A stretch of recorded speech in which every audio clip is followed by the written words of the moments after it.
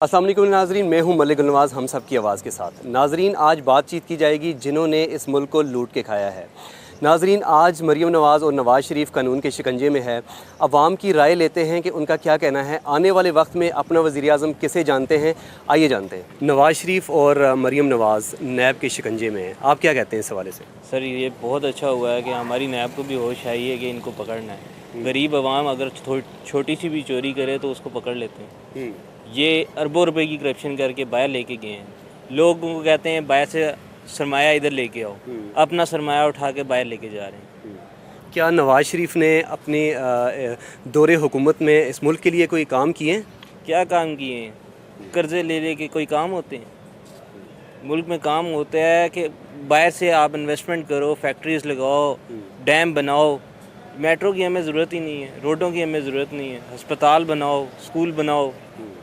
2.5 लाख बच्चा, 2.5 करोड़ बच्चा जिनसे है हमारा स्कूलों से बाहर है, उसके लिए कुछ करो। ठीक है जी।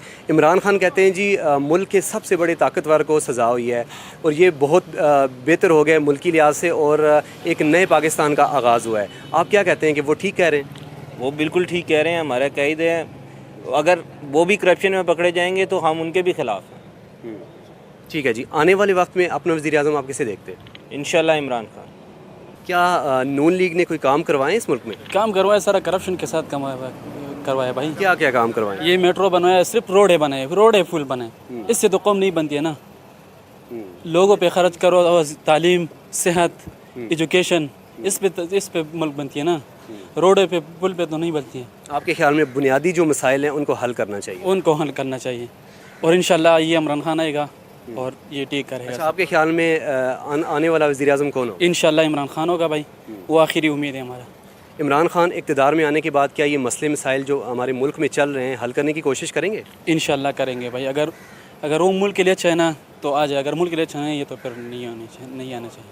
मुल्क के लिए वो अच्छा होगा, उसका जो बातें हो रही है ना उसका, तो वो अच्छा मुल्क के लिए अच्छा हो रहा है। ठीक है ना भाई। सबसे पहले तो पूरी पाकिस्तान की हिस्ट्री में ये लिखा जाएगा, ये शेरों का शेर पाकिस्तान वापस आया अपनी आवाम के लिए। ये बिल्कुल चोर नहीं है, नैब सारी बेकार है, उन्होंने कोई इन्वेस्टिगेशन नहीं की। रहीम खान की किताब ये प्रूव करती है कि ये बदजलन है, क्योंकि मुराद सईद के इसके तल्लुकात सारे ज़ाहिर हो चुके हुए हैं। ठीक है, इसने पहले ही उठा दिया। ये सारे जो बदफैली नवाज शरीफ के साथ की जा रही है, 4 दिन पहले जहांगीर तरीन वहाँ पर गया, ये सारी सेटिंग वहाँ करके आया। ये सब के साथ लोगों के साथ इसको डिग्रेड करने के लिए, इसके वोटर को इसके खिलाफ करने के लिए सब कुछ ये पूरे मिल के कर रहे हैं। ठीक है, सबसे पहले तो इसके साथ मुराद शहीद के तल्लुकात रहीम खान की किताब में सब कुछ ज़ाहिर हो चुके हैं। उसने बोला है कि मैं सब प्रूफ करूंगी, मैं हर चीज़ करूंगी। ये झूठ बोला गया नवाज शरीफ को गंदा करने के लिए।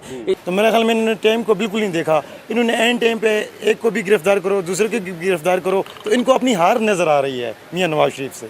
तो आप क्या कि वही मियाँ नवाज शरीफ, आप खुद देख लें, आप घूम रहे हैं, आप खुद पाकिस्तान को क्या महसूस कर रहे हैं? 2008 से लेके 13 से लेके आज तक पाकिस्तान को आप महसूस नहीं किया कि कुछ बदल गया है?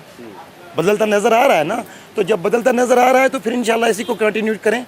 इंशाल्लाह मियाँ साहब को भी सपोर्ट करेंगे हम, बल्कि सारे मियाँ साहब को ही सपोर्ट कर रहे हैं। देखें, ये तो कोर्ट ने जो चीज़ डिसाइड कर दी हम उसके ऊपर आर्गूमेंट नहीं कर सकते हैं, क्योंकि वो लोग जो बैठे हुए हैं पूरी अथॉरिटी के साथ बैठे हुए हैं, उनके पास इस चीज़ का इल्म है।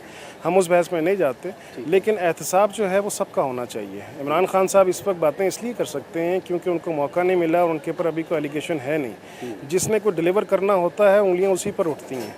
इमरान खान साहब को मौका मिलेगा, फिर उसके बाद वो क्या डिलीवर करते हैं ये तो बात की बात है। जिन लोगों ने कुछ काम किया तो उसमें से कुछ ठीक होगा, कुछ गलत होगा।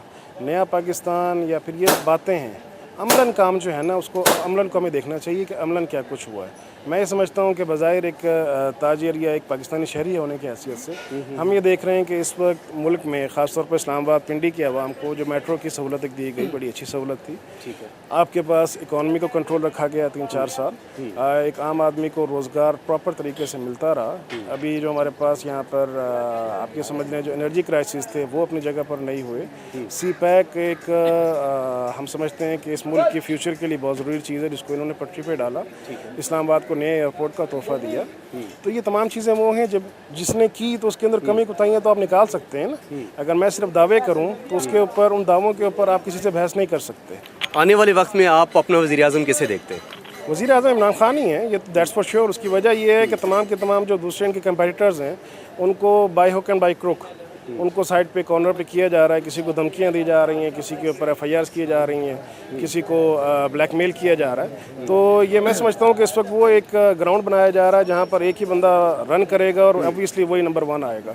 तो PM साहब तो इमरान खान साहब ही हैं। पाकिस्तान के लिए इन्होंने कुछ भी नहीं किए, उल्टा पाकिस्तान को कर्जदार करके आज आप देखें कि मुशर्रफ के दौर से आप देखें 60,000 पी पाकिस्तानी था और आज ये जब जा रहे थे 1,35,000। मुशर्रफ ने 60,000 के ऊपर डॉलर था जब हो जा रहा था, तो आज ये 125 रुपए पे ले गए, क्योंकि इन्होंने अपने जेब भरने थे, ठीक है, और आवाम के लिए उन्होंने कुछ नहीं किया। ये कहते हमने मेट्रो बनाया, ये किया, वो किया, ये अपने करप्शन के लिए और अपने जेब भरने के लिए किए। ये देखो कि आपने इन्होंने सारे पैसे बाहर लेके, ठीक है, अपने बेटों को जो है ना उधर छोड़ के आ रहे और कहते हमारे लिए अवाम निकले। क्यों अवाम निकले?